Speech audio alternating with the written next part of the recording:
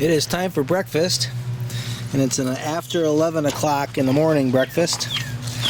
And I'm going to add a salad to the other breakfast ingredients, which is primary is eggs. The egg yolks being the best, one of the best foods that you can eat if you're trying to balance fat and protein. So we need to have greens in the diet, or I do, and that helps everything to flow through. So I'm going to be eating this whole beet, leaves and all. I also want to add some skirret blossoms, or their buds. Thanks, Trapper. They're just starting. I don't really want these to go to seed here, because then they almost become a weed. They are very easy growers. Okay, I think I got a whole bunch of garlic bills in the house. I think I'm going to add those garlics instead of onions this time. Alright, yeah, here we'll take a couple leaves of this climbing spinach.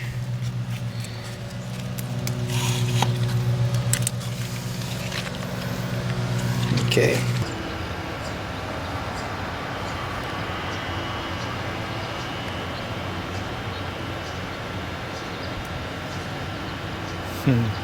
This is a barrel of ferment that I filled with green material, packed her in, and added rainwater. You can see there's bubbles occurring. Yeah, look at that. It's kind of amazing. I've been doing this for, I don't know, 5 or 6 years now. And first time I actually opened it up after a couple of weeks. I did a video where I noticed the water coming out, and I've noticed this every time. When there's pressure in there, the water drips out through the twist-on cap. So I thought, well, I'm going to open it up, see what it looks like, and it looks really good. I like the coloration of the water. But I thought, well, you know, I probably could add some water, see what happens. And I also opened this barrel up because I'm going to be filling it up today, and look at how it's pushed all the bricks and everything up out of the water. There's so much pressure. I think there's more to learn about this fermenting method that I've been experimenting with. All the nutrients in those plants are in that water. They don't just go away. I think they're even transformed into a more soluble form. I don't know. So I'm going to remove these bricks and those sticks that I used to try to hold it down unsuccessfully, and the rest of this barrel is getting filled right now. Heat index of 71 coming up today, so I'll get this done in the morning. I get the sticks off in the bricks, and you can see how it's, maybe it's just floating and there's no pusher, but you can see it's working. There's a lot of suds in there.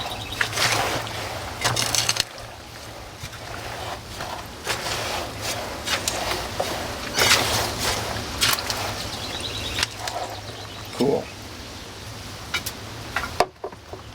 I cut this comfrey up with a knife, segmented it. And the reason for that is, if we have that long stem there, that stem will actually impede the turnover of the compost, where you have part of it on your fork and you're trying to pull the rest of it that's in the pile out of the pile. So by cutting and segmenting the comfrey, I don't have that issue anymore. I use this plastic handled knife, or it might be fiberglass, I don't know, something that doesn't rot. Stainless steel blade with a serrated edge. Cuts it very well. I get these for $1 or less at the thrift shop. I got them all over the property. This one here is a little bit wider than normal. It cuts easier. Now I'm going to add rhubarb. An acquaintance recently told me that rhubarb accumulates potassium, which is a hard thing to do in the wild.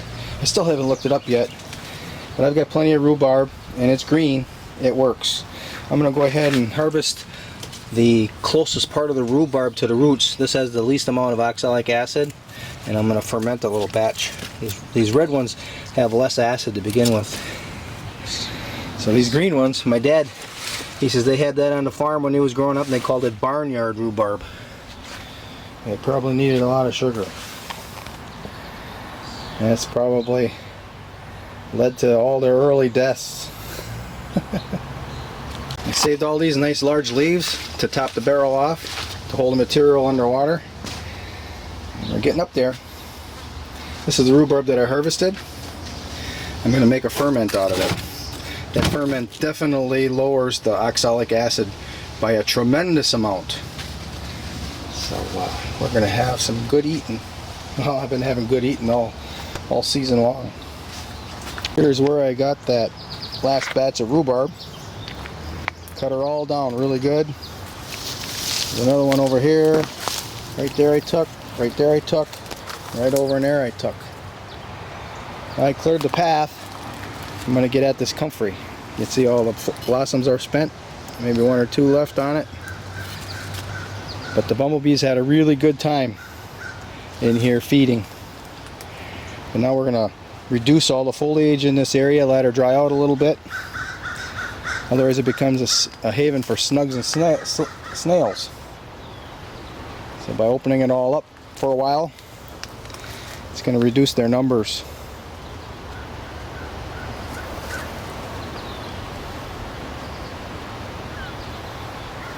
Oh, there's another rhubarb I can get. After I clear out the rhubarb, I'll get it. There's some jewelweed in there, but I want to leave a stand of jewelweed to produce seed. It's right there. I'm going to leave that alone. That's a nice batch. I'm going to count this as another barrel full. It's not just the green material that's important, it's also the rainwater, as I mentioned. So there's plenty of room for rainwater in here. Think of the 55 gallons. Once I measured it was like 38 or 38 gallons of water. And the rest was displaced by the green material. So I've got enough water to fill it. That's the next step. Next step is to cover the top with these rhubarb leaves. That's to keep all this smaller material from floating up and being in the airspace that's between the water and the lid. I want it all to stay underwater, prevent mold. And voila! Just like that, another barrel is full. With a 71-degree dew point, I could have probably sweated that thing full. And you can see where I added more water. Now it's under pressure again.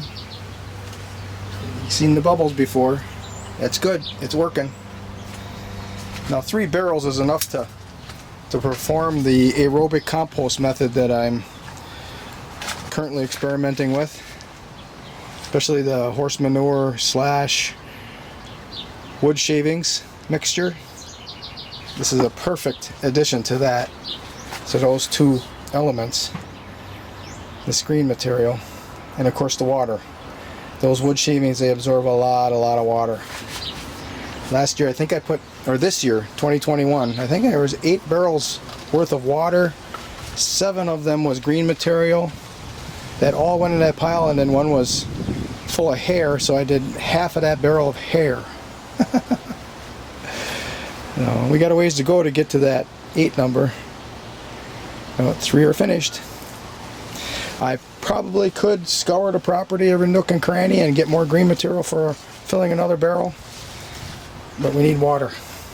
It's supposed to rain the next couple of days off and on. Today's Monday. Wednesday's supposed to be a rain day all day, and then we'll have more water. I've got water in the big tank, but why carry it over here? That's why I have this little tank right next to an area here where I can fit the barrels. Okay, I'm gonna make some rhubarb ferment.